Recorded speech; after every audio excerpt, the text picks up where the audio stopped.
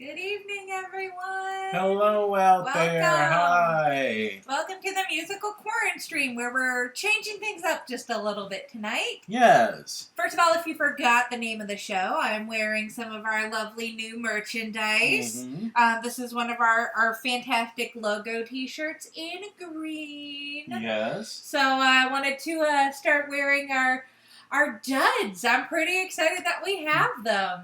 Hi, Jenny. I see you in the chat room there. Hey. And I am obviously wearing my shirt that reminds us all Virginia is for social distancing. Flatten the curve. Yes, flatten the curve. Which, as we always like to tell people, that we have that available on tons of different stuff out there. Link is down below somewhere.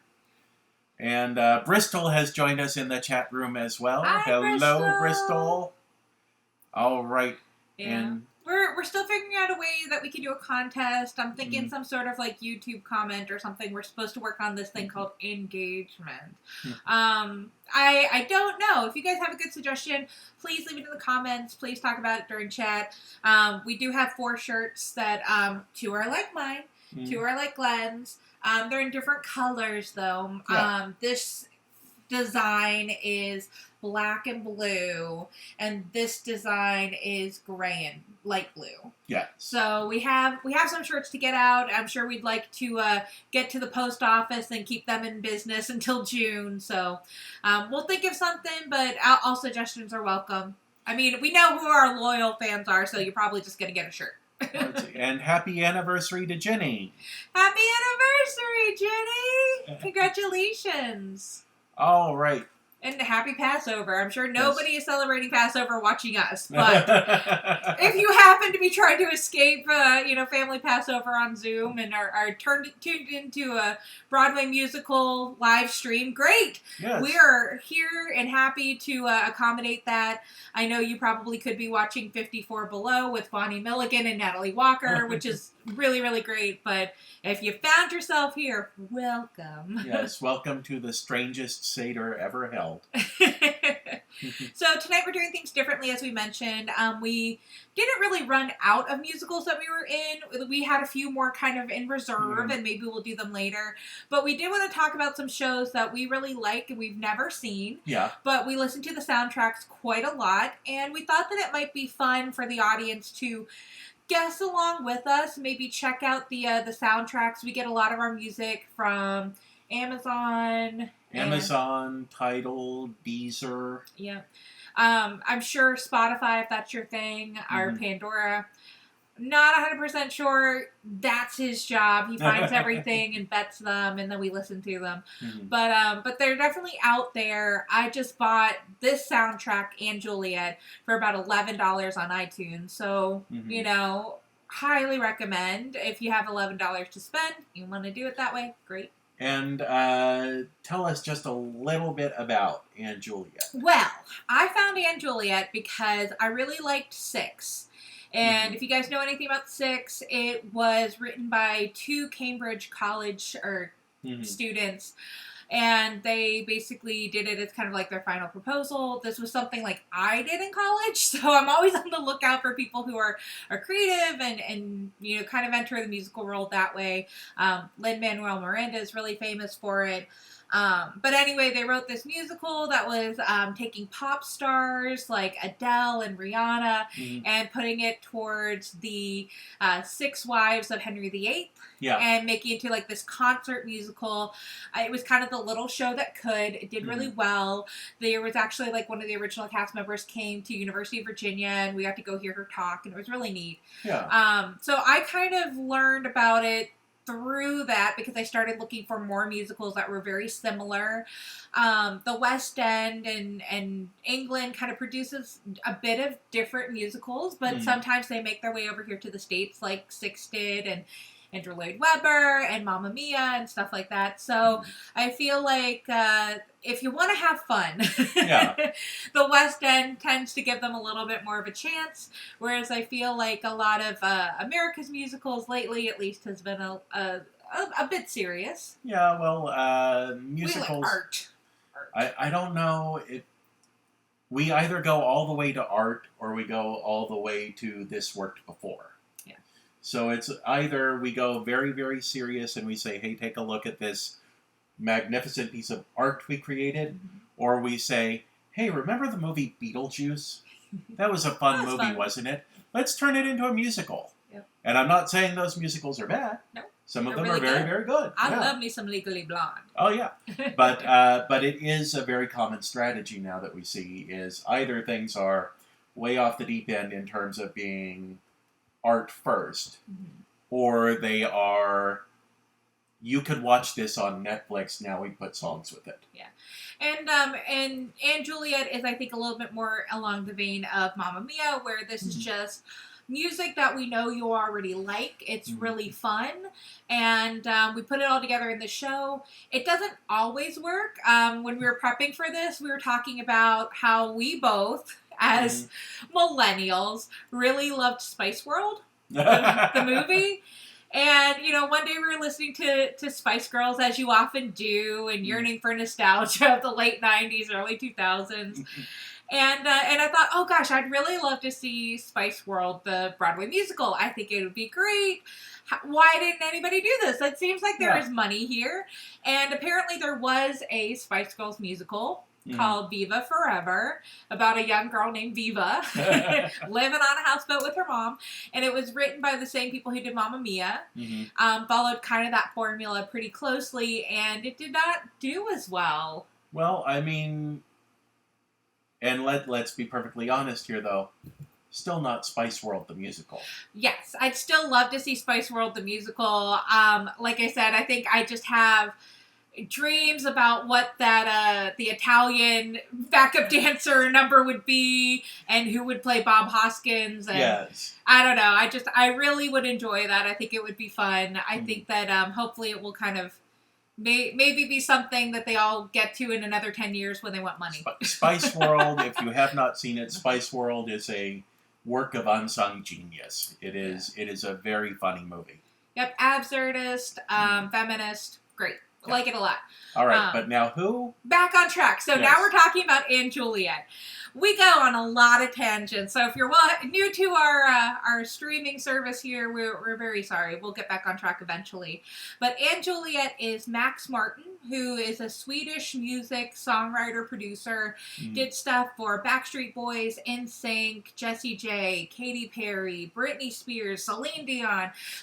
You've heard of these pop songs. Basically, he has in one way or another ruled the pop charts since about the mid-90s. Yes. Yep. So. And this is kind of like, I guess if you're a young artist, kind of the argument for writing your own stuff and owning your own stuff and not kind of letting your songs get taken over by other people. But very popular songwriter, made a lot of hits and made a lot of money, did a lot for a lot of people.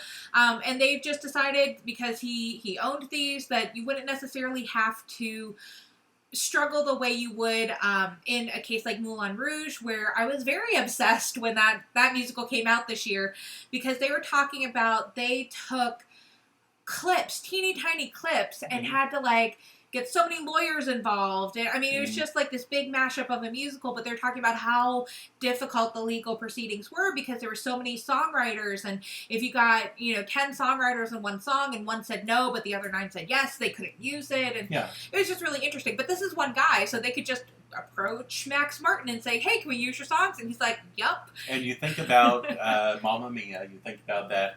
What you have in that case is you have ABBA's music was basically written by the members of ABBA. So when you've got all of the members of ABBA are on board for let's make a musical with the music of ABBA, you've got all the music. Yeah. But with a case like this, if you have... Okay, Britney Spears has said that she is working on a musical intended for Broadway using all of her hits. But Britney Spears' hits were not written by Britney Spears, by and large. They were written by Max Martin and a whole host of other songwriters.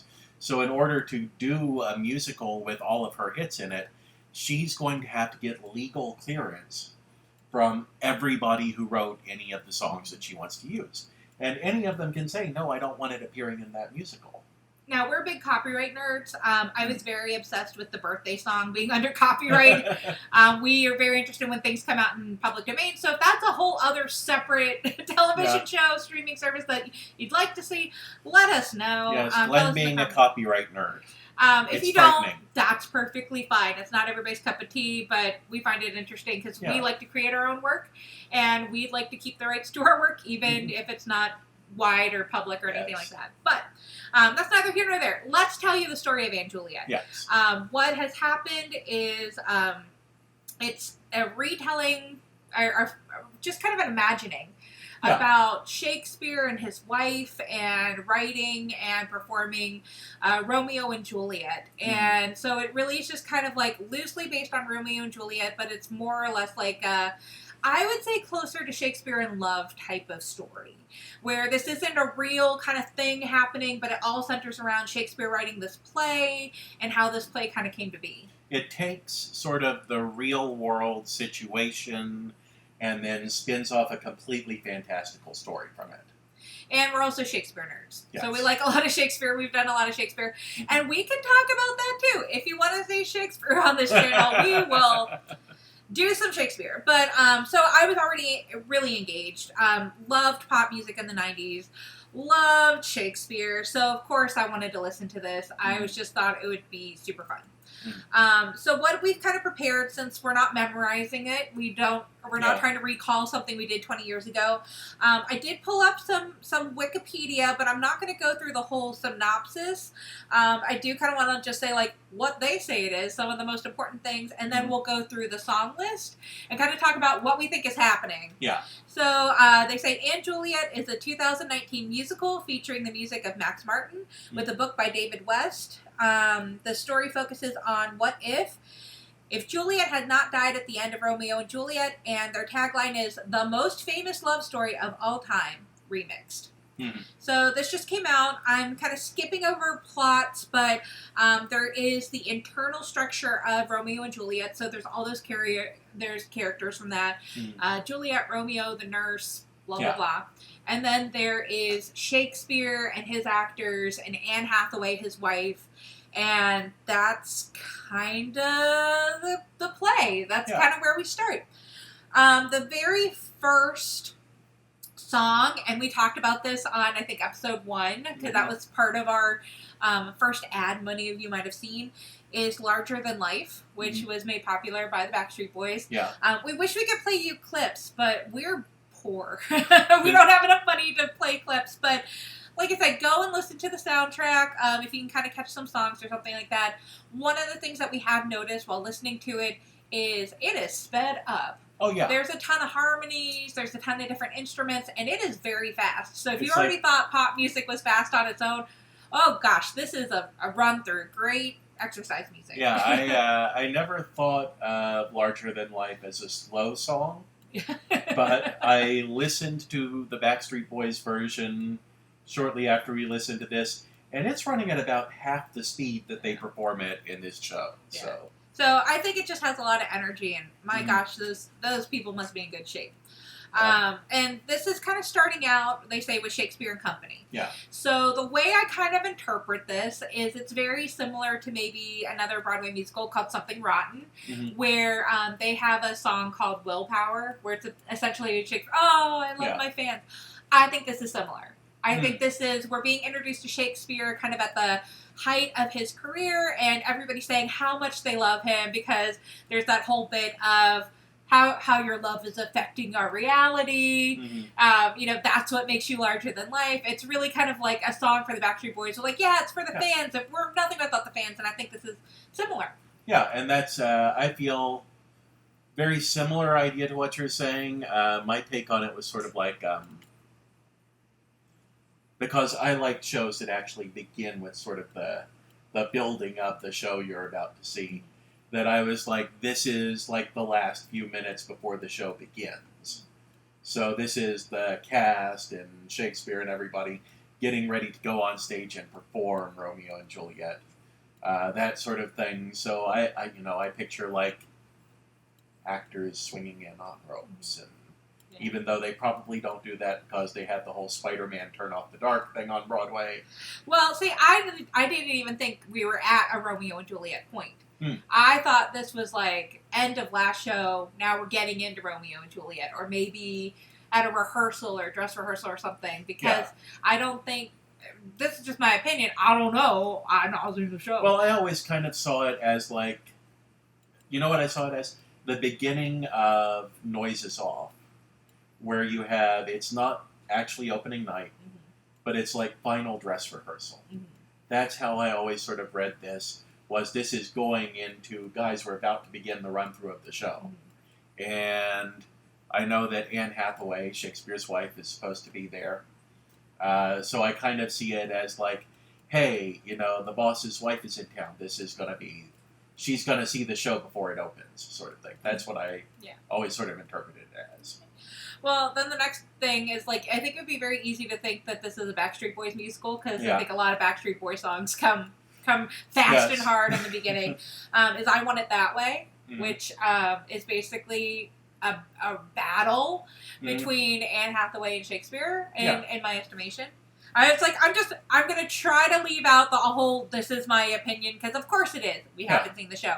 But it seems that Shakespeare and Anne are really kind of fighting because he wants it that way, she wants it that way. They want it their own way. Anne Hathaway has a lot of problems with Romeo and Juliet because historically, and of course this is a British musical, it's in the West End, it's not on Broadway, is she was an older woman.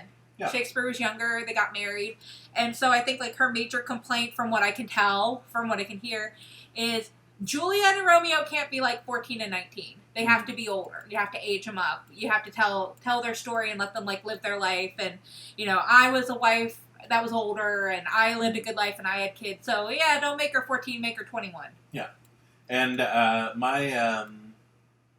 my thought on this number, in terms of like what's going on with this number and everything, just like physical action, because it is ultimately about the relationship between Shakespeare and Hathaway, that they're at odds right now.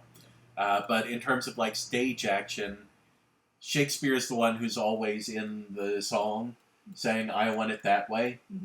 And they split it up so that she's like, that's why I never want to hear you say, and he says, I want it that way.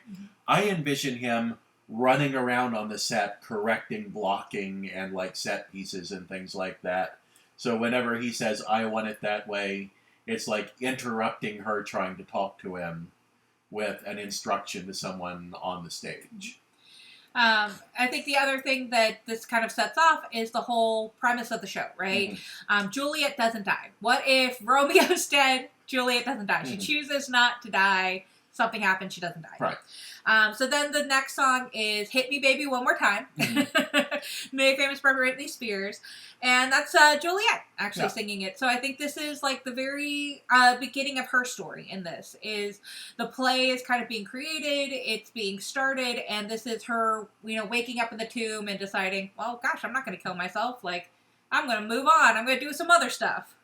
See, now, for me, when I heard this, because the version of the song that they perform is very slowed down and intense. Very sad. If you've heard any like Hidden Citizens music or a movie trailer for the past like decade or so, they like to take a peppy pop tune and make a very heavy orchestral arrangement of it that sounds like really, really intense and frightening to go over what they're doing. That's this kind of cover. It's very slow and very intense. So to me, this was genuinely like supposed to be the end of Romeo and Juliet as it was written.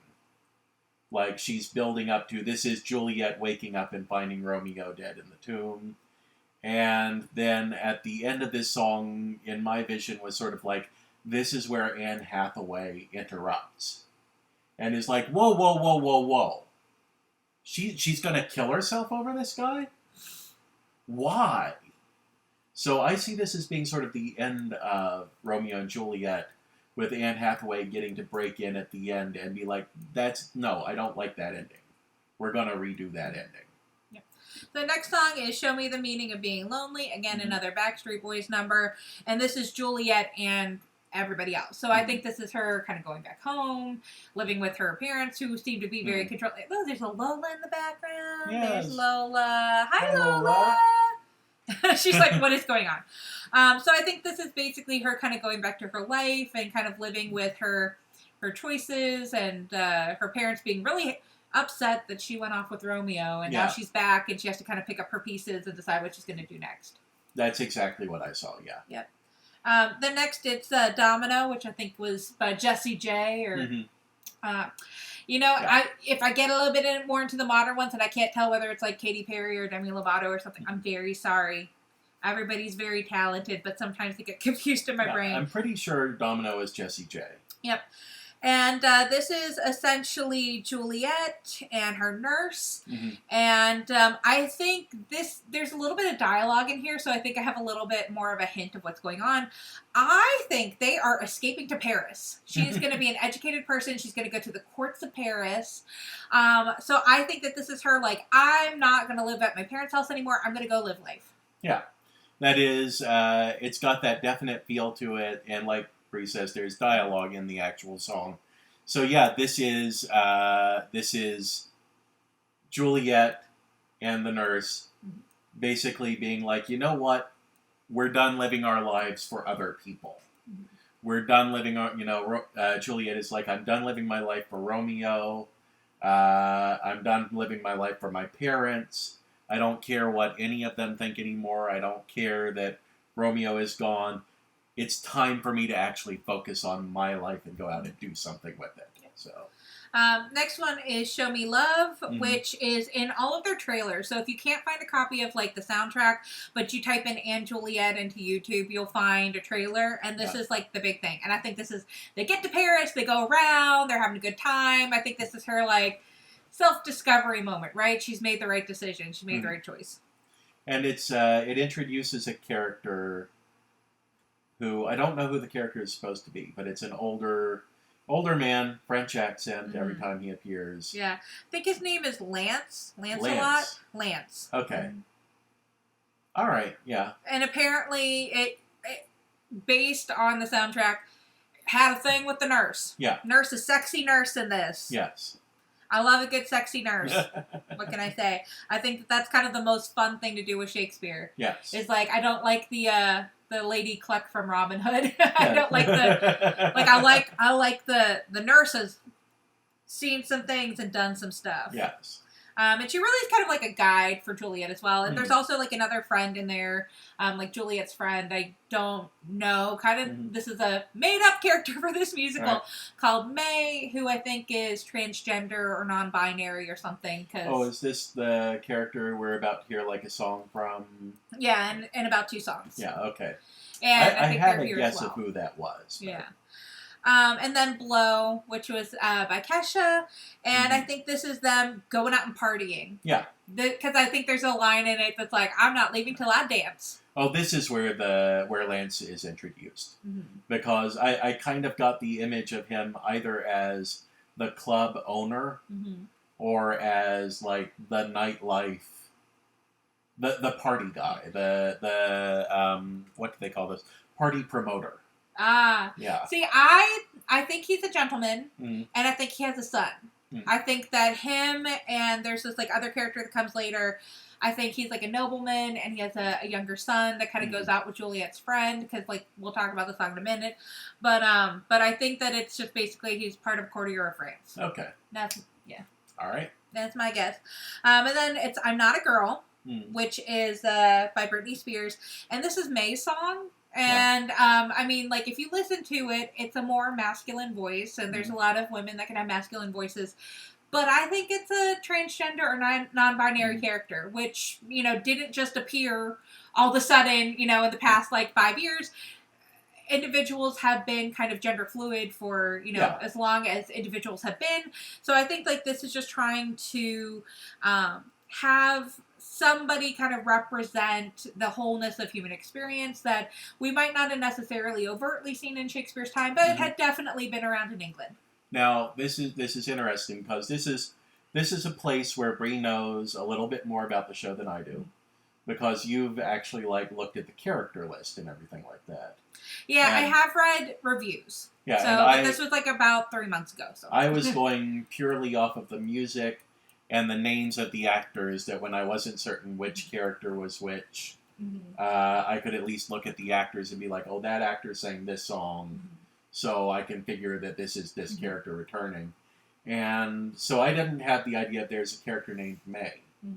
When I heard this, I thought that it was either transgender or non-binary.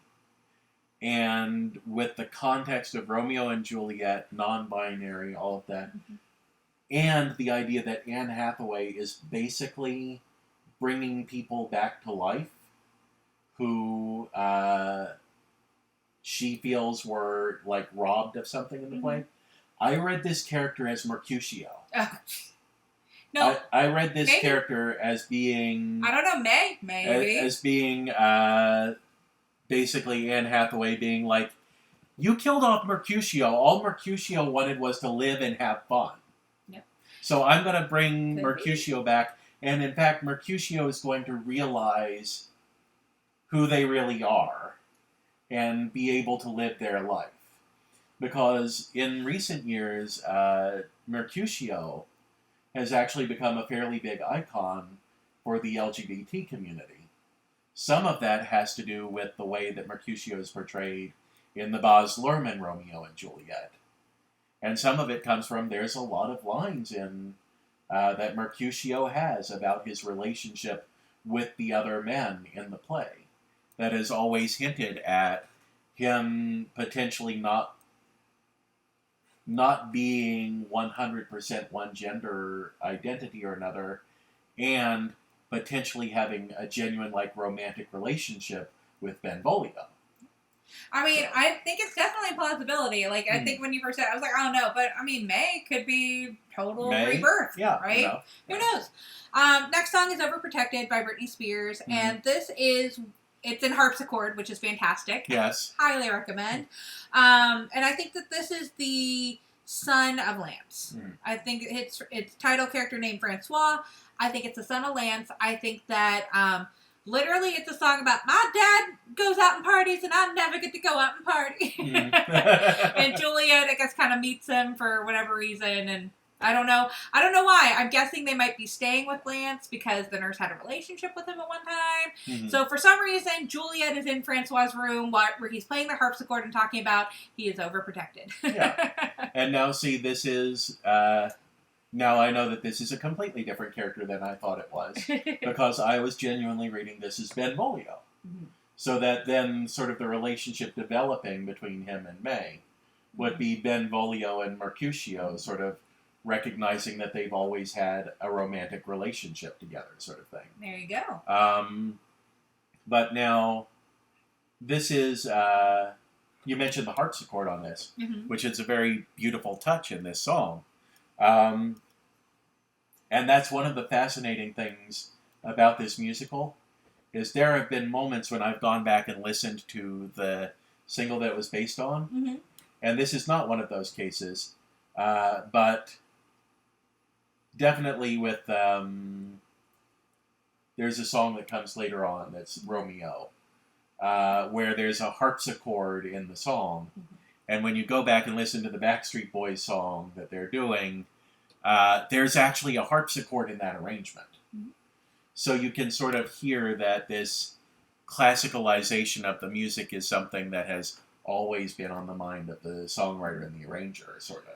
Well, and let's just reach out to our fantastic audience. We're usually at the limit where we stop. Yeah. We're not even through Act 1. We have been a-rambling. Yes. So we can finish Act 1 and maybe do Act 2 at another time, or we can keep on going. If you guys are up for sticking with us a little bit later, we don't mind. We're not going anywhere during this pandemic. But we'd love to make it 2 episodes. We like to try to keep it to about 30, 40 minutes. So we'll finish Act 1, and if you guys want to type in your responses, let us know. But if not, if we don't hear that you guys want us to keep going, we'll probably just stop at Act 1 and encourage you to listen to the soundtrack on your own. Ginny says that she is good with whatever. Oh, great. I love a flexible audience. Fantastic. So the next song is Confident by Demi Lovato. And this is basically, I think they're going out to party. I think the kids are going out. I think it's such a fun song. I really like it. What's wrong with being confident, man? Yeah. I love it. And it's very much, I sort of see it as being like all of the characters being like, yeah, what's wrong with living our lives right now, sort of thing. And then the next one is Teenage Dream mashed up with Break Free. And this is the one that I think that we both love because it is the nurse and her boyfriend. And so it's two old people, right? Yes. It's not Katy Perry, right? Yeah. It's not Katy Perry in her like late teens, early 20s when she sang it.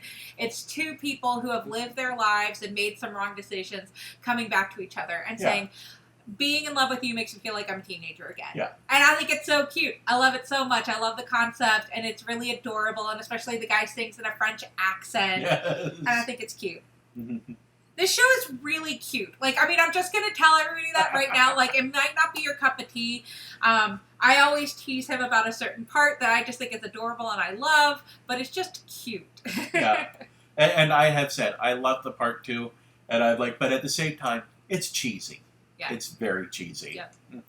I was like, my name is Bri. I like cheese. Then Oops, I Did It Again comes out, and I think that this is the nurse talking about, whoops, I've gotten back with my old boyfriend. Yeah. And I think this is Juliet being like, I'm engaged to somebody I just met. Yes. This is, oh, great. We've made all of our bad mistakes all over again. All over again. Yeah.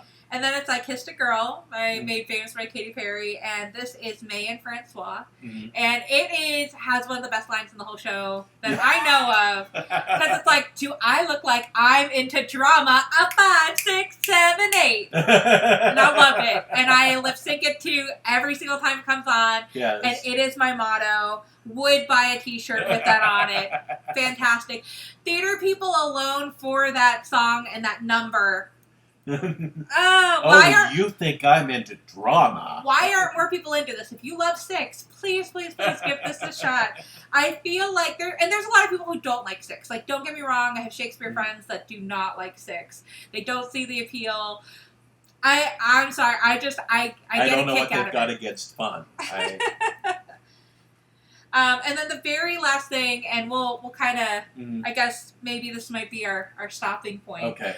Is It's My Life, which was made famous by Bon Jovi. Yes. And the funniest thing is they leave in the Frank Sinatra reference. Yes. They don't really take it out. Like, I mean, they have one thing where they say, we're Juliet and Romeo who never back down. They do change that. But I think they still say...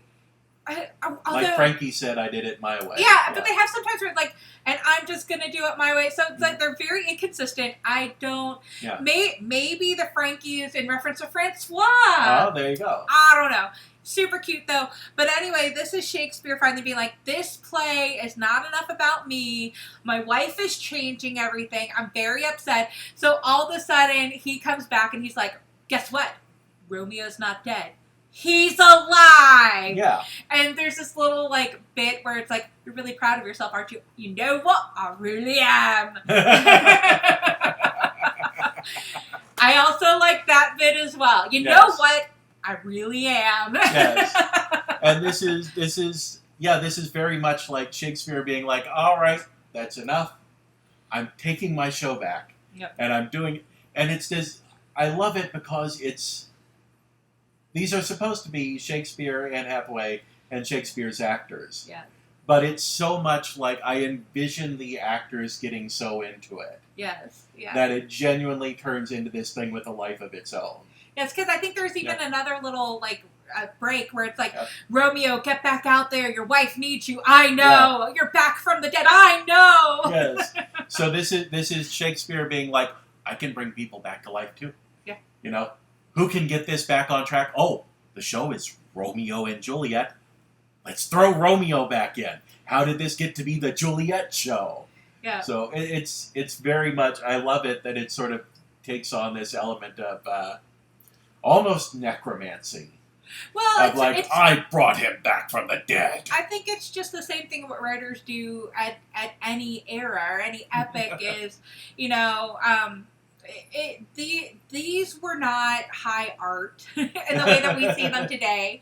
They were entertainment for common people, and this is, people like loved Falstaff so much he wrote a second play about it. You know, so I feel like it makes a lot of sense that Shakespeare would be kind of a drama queen and write like a serial soap opera writer. Mm-hmm. Oh, nope, not dead anymore. They're coming back. And there was a little bit of that in Romeo and Juliet anyway, mm-hmm. right? Because we thought, oh, Juliet's dead. I'm going to kill myself. Wait, no, she wasn't. So... And see, this is another thing where I had May set up as the character Mercutio. Mm-hmm.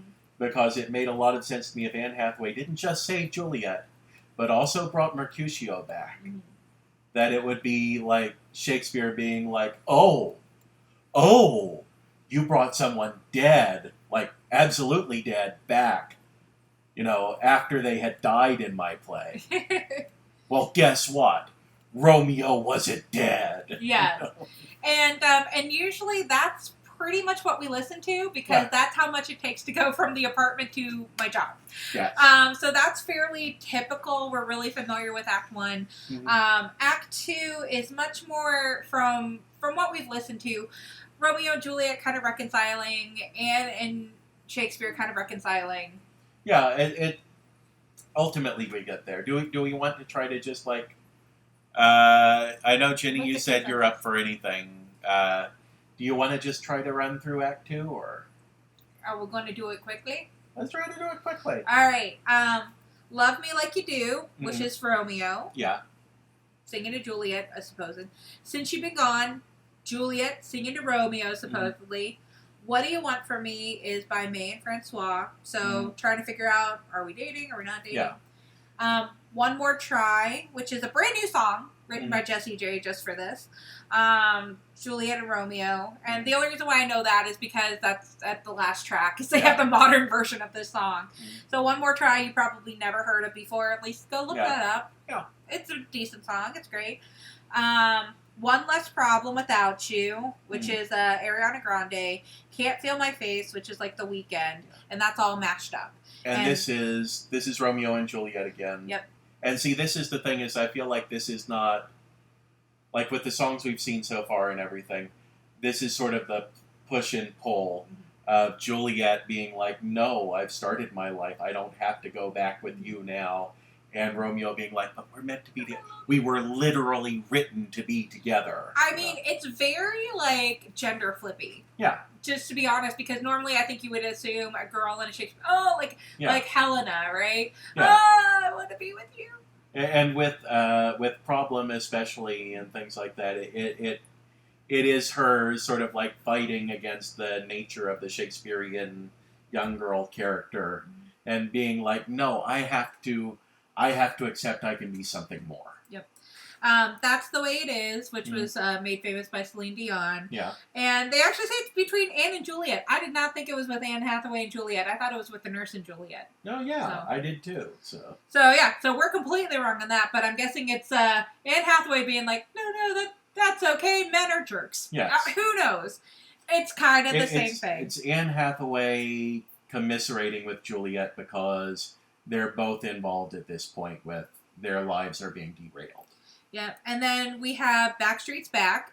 Everybody, right? And that's Shakespeare, Romeo, May, Francois, Lance as the boy band. And they actually say boy band is back or whatever it is. Which, again, May and Francois being in there, I heard, is Mercutio and Benvolio. Mm-hmm. So all the guys from the Band of Brothers sort of thing in Romeo and Juliet, including Mercutio being drawn and being like, no, you're one of us. You're one of our friends.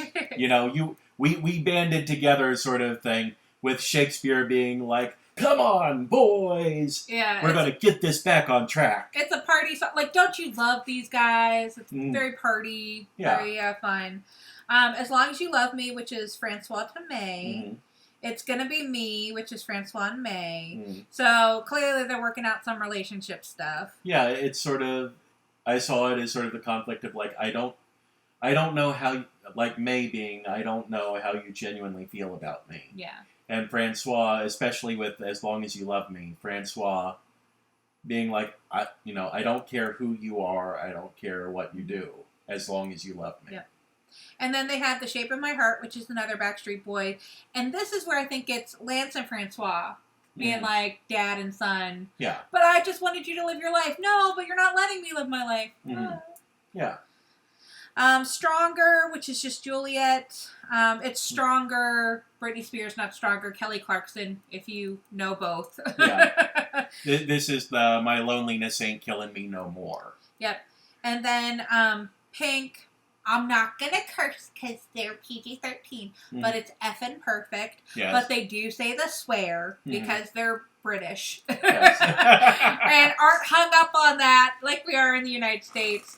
But I promise we're keeping it PG-13 so that anybody who wants to come and watch this at any time on the YouTube. It's the only track on the album that is labeled explicit. Yes. And this is the nurse singing to Juliet. Yeah. Which totally got. Just saying, it doesn't matter that your parents are mad at you, that you're making bad decisions, that you're having a rough time. You're 22. Life is all about figuring out who you are going to be and what you're going to do, and you're not going to get everything perfect right away, but you still are perfect. Yeah. Roar, which is also in the a lot of the trailers, which is Katy Perry, and Juliet sings it, of course, because she's going to say, I'm going to be who I am. Yeah, this is the You're Gonna Hear Me Roar. Yeah. Now, this is my favorite cheesy part. Yes. It's the I Want It That Way reprise. Yes. And it's, okay. Go ahead. I'm sorry. I'm working on it.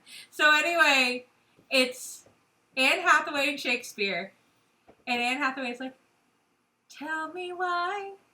And then he's like, because I've never wanted another woman more than I've wanted you. Because you complete my life. Because you. Tell me why. Because there isn't another mind in this world as great as yours. Because my life becomes meaningless if you're out of it. And then it's like, I never want to hear you say, I want Anne Hathaway. It's so cute. It's so cute. I love it so much. And the first time I heard that, I was like, this is so cheesy. This is so damn cheesy. And I am tearing up a little bit. Yeah. But it is it's Pixar emotional manipulation, super cheese, but it's so cute. It's so adorable. The only other time we've seen it done as well as in, again, we talked about Brooklyn Nine-Nine last time. Yeah. It's in Brooklyn Nine-Nine where they made all the guys in the lineup sing. So good. It's a great cold open. One of the great cold opens in television history. Jake Peralta, the detective, is at a lineup, and they're doing the whole step forward and say and everything. He's like, number 4, step forward, say, tell me why. Yes. Yes. And it slowly turns into the entire lineup singing the song. Yeah. All of a sudden, Backstreet Boys in 20 years has become this major cultural phenomenon in television and Broadway. Last song, that's why we kind of went off on a tangent. You think it might be because our generation is writing television shows now? At least 5 of us are. The millennials got through. Yes. So last song, oh, my phone went to sleep. You distracted me, Glenn! We were close to the end! Anyway. Can't Stop the Feeling. Yes. You have heard it. Justin Timberlake. And this is the very end. Of course, this is the song that people are going to be dancing and singing and being all excited about leaving the theater. Yeah. And that's it. That's pretty much it. Now, real quick. How do you think Juliet and Romeo's relationship turns out by the end? Oh, I think they're back together. I think they're back together, but they're also recognizing... I think Juliet is laying down some boundaries. Yeah, I was like, I don't think it's the traditional Shakespeare style where it's like, hey, it's happy, it ends in a marriage. Yeah. But I do think that, it's one of those moments where we're older and wiser and we're able to make better decisions and we're autonomous in our kind of own ways. And I think it's Juliet being like, you know what? We don't have to be dumb kids about our love. We don't have to be immediately smitten with each other. Let's just be a couple and see how things turn out. Yep. Yeah. I love it. All right. So, guys, thank you for joining us. Jenny, I see you love the cheesy parts, too.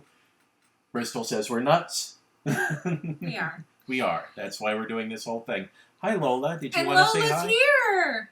Lola's ready for her close-up just as we're bringing everything to a close. Yes. Well, we hope that you like this format. It's definitely something a bit new for us.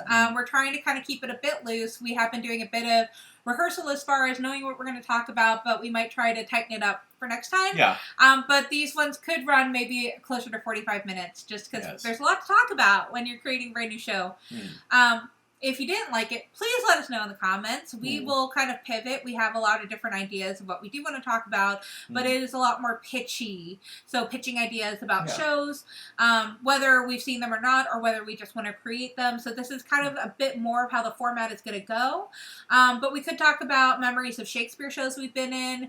We could talk about topics a little bit more. We both have a lot of experience with theater and theater education, so and I'm getting upstaged by a cat, as well it should be. Yes. And yes, like Bri says, if you have any thoughts on it, leave it in the comments. If you know Anne Juliet and you're watching this on YouTube later, you can leave a comment letting us know exactly how wrong we are about everything. Yeah. Or buy us tickets. We'll go when it's safe to go. What I am gonna say is Bri says, let us know when we'll pivot to something else. I'm like, no, we got a plan. We're doing this. We have a plan all the way up to like July 4th. Yes. So we are set. It's like, and the whole idea of pitching shows and everything, we're gonna get to it. We got a couple more shows like this first. Yes. So.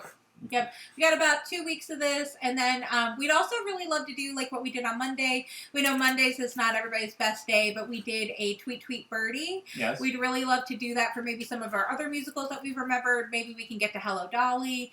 We were looking up some options with Gershwin musicals, but if you think you'd like to see more live tweeting, that was something that was fun. We really enjoyed it. It was one of the things that we can kind of do on Monday nights after each 2-week kind of periods when we're trying something new. Yeah. Just to kind of touch base and all do the same thing together. Yes.